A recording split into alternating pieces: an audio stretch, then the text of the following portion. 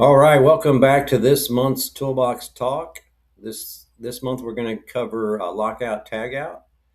But before we get into that, we're going to go over a couple other things. We did bring on new employee Nicole Tamburello.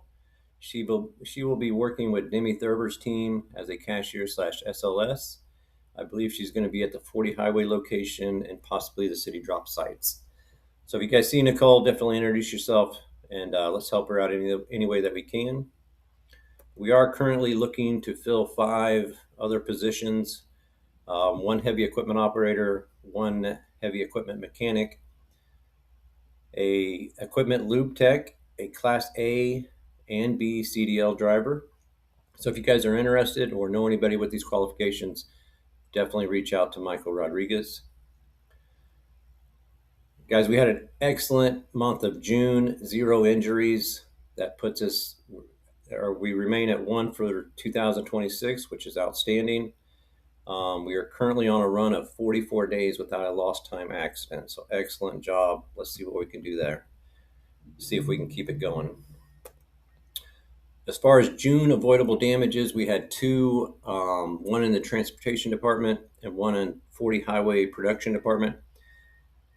Transportation had some truck damage, which equaled out to $460.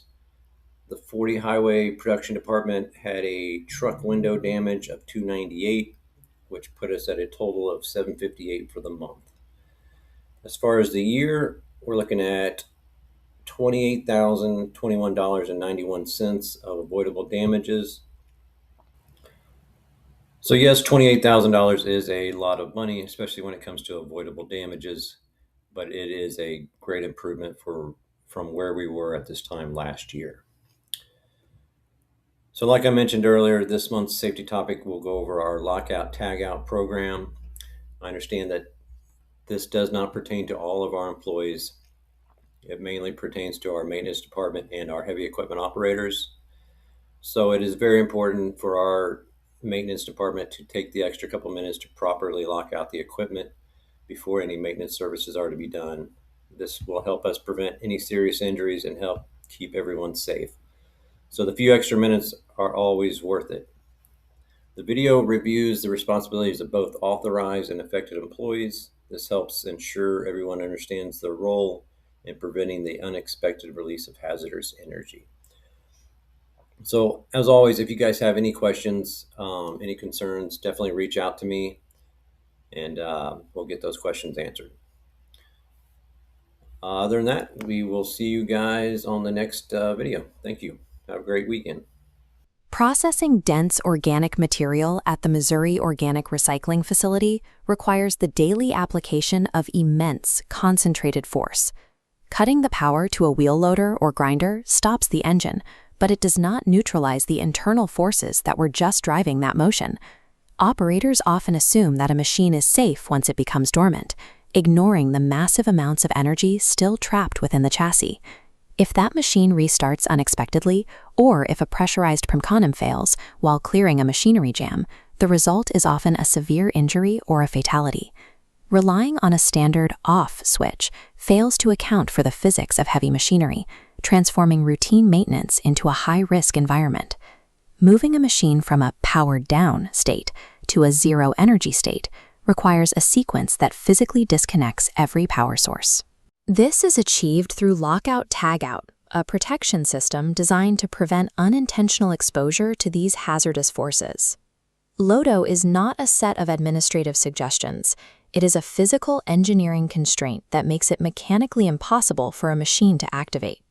The system utilizes 2 completely distinct layers, a mechanical lockout device to block energy and a tagout device to communicate the machine's status.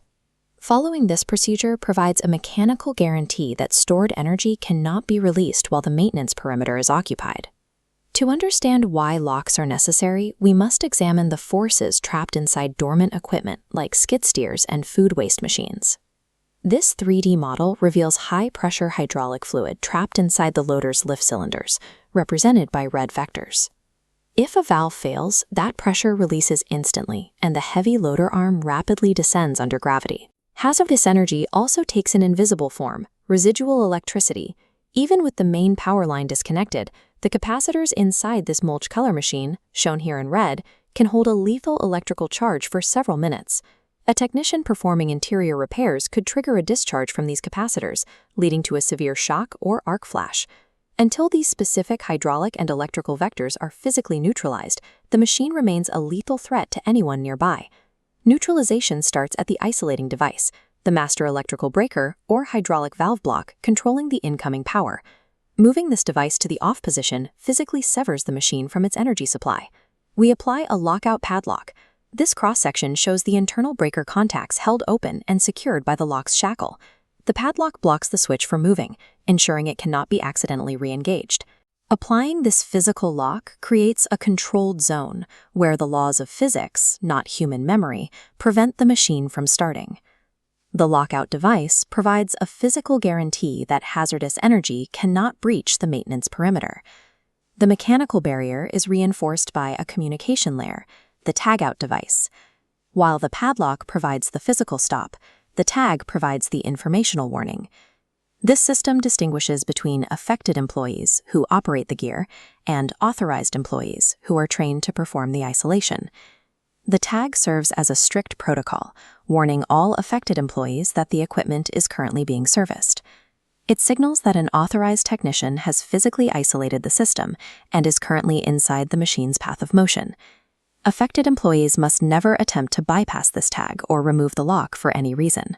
The padlock restrains the machine's energy, while the tag restrains dangerous operational assumptions. These LOTO protocols dictate the underlying efficiency of the facility floor. Total energy isolation allows technicians to perform maintenance under highly controlled, predictable conditions. Because the machine is truly zeroed, workers can safely reach deep into augers or dismount heavy gearboxes to perform precise alignments that are impossible on a hot machine. This level of access enables preventative care of seals and bearings before they fail, which directly extends the operational lifespan of the recycling equipment. Rigorous safety protocols ensure that maintenance is proactive rather than reactive, sustaining the facility's long-term operational capacity. The LOTO program is a shared organizational contract that binds every person at the Missouri Organic Recycling Facility. Authorized employees have a duty to execute the physical isolation steps perfectly every single time. Simultaneously, affected employees must maintain total respect for the boundaries set by the locks and tags.